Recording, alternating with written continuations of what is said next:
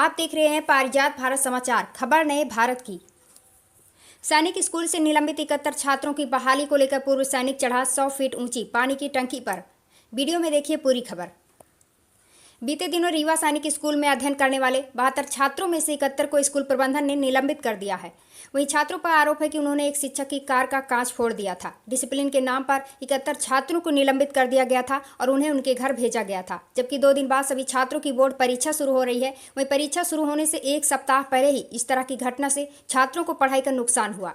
इस मामले को लेकर पूर्व सैनिक सबका सैनिक संघर्ष कमेटी के अध्यक्ष यज्ञ प्रताप सिंह और अन्य सैनिकों ने जमकर विरोध किया और आज छात्रों की बहाली को लेकर नए बस स्टैंड रीवा स्थित 100 फीट पानी की ऊंची टंकी में चढ़कर धरना प्रदर्शन करने लगे। इस हाई वोल्टेज ड्रामा को देखकर शासन प्रशासन के लोगों के हाथ पांव फूलने लगे। वहीं मौके पर तहसीलदार और थाना प्रभारी समान कपीस विकास द्वारा काफी समझाइश दी गई।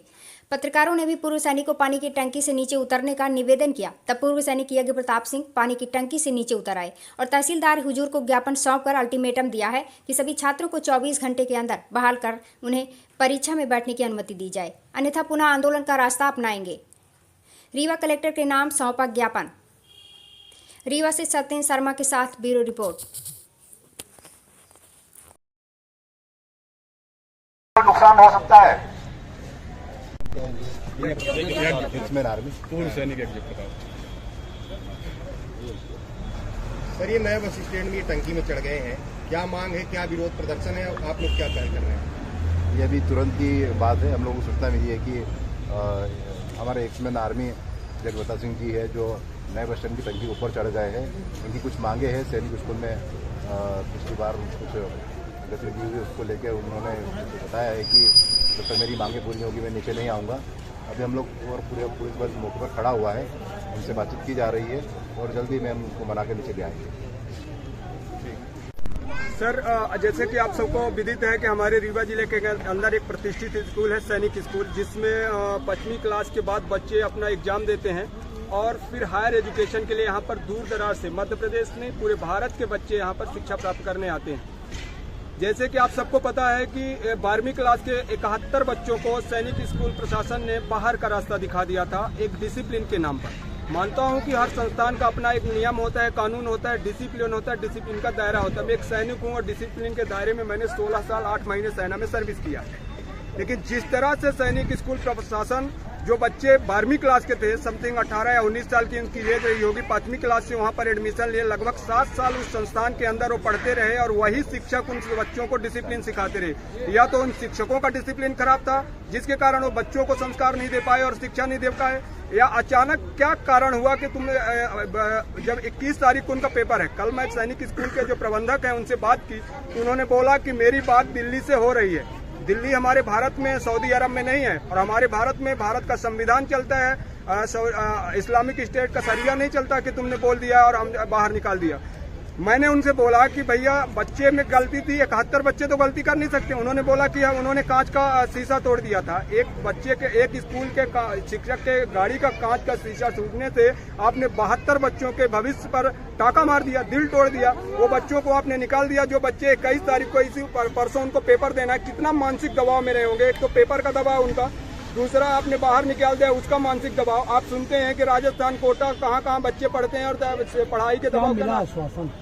तहसीलदार साहब बोले, मुझे कलेक्टर मैडम को मैंने फोन लगा रहा था, उन्होंने फोन रिसीव नहीं किया। पता नहीं वो हमारे जैसों का फोन उठाती भी नहीं है। हो सकता है कि राजनीतिक बड़े अधिकारियों का फोन उठाती हूँ, मैं तो एक नॉर्मल सैनिक हूँ। तहसीलदार बोले मैं उनका प्रतिनिधित्व बन के आया हूँ और मैं आपको फुल आश्वासन देता हूँ कि बच्चों को पेपर दिया जाएगा, उनको अंदर लिया जाएगा।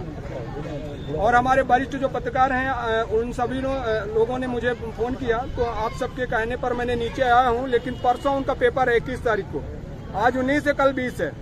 कल का टाइम है। अगर कल के अंदर बच्चों का पेपर और सही रूटीन उनके भविष्य के साथ जरा भी खिलवाड़ हुई और मुझे पता चला तो ये समझ लीजिए कि उनके लिए अच्छा नहीं होगा और मेरे लिए भी अच्छा नहीं होगा। क्योंकि मैं ऐसा शख्स हूँ कि हमारा ना बच्चा उसमें पढ़ रहा, ना मेरे रिलेटिव का पढ़ा रहा, ना किसी का पढ़ा रहा। लेकिन किसी के बच्चे के भविष्य के साथ खिलवाड़ करना न्यायोचित नहीं है, जबकि वो बच्चे जो देश के भविष्य हैं और आने वाले समय में इन्हीं जैसे तहसीलदार और एसपी, कलेक्टर बनकर किसी जगह पर, संस्थान पर स्थापित हो। और ऐसे भविष्य को तुम स्टार्टिंग में ही जड़ काट देना बड़ा मतलब हमारे समझ से बहुत गलत फैसला है। अपना नाम बता दीजिए। मेरा नाम पूर्व सैनिक यज्ञ प्रताप सिंह है। मैं साबका सैनिक संघर्ष कमेटी का प्रदेश अध्यक्ष हूँ। मेरे साथ में मेरी सहयोगी संगठन बिंदपुर सैनिक है, जो मेरे साथ में मेरा सहयोग कर रहा था, और सभी मेरे साथी मेरे साथ थे।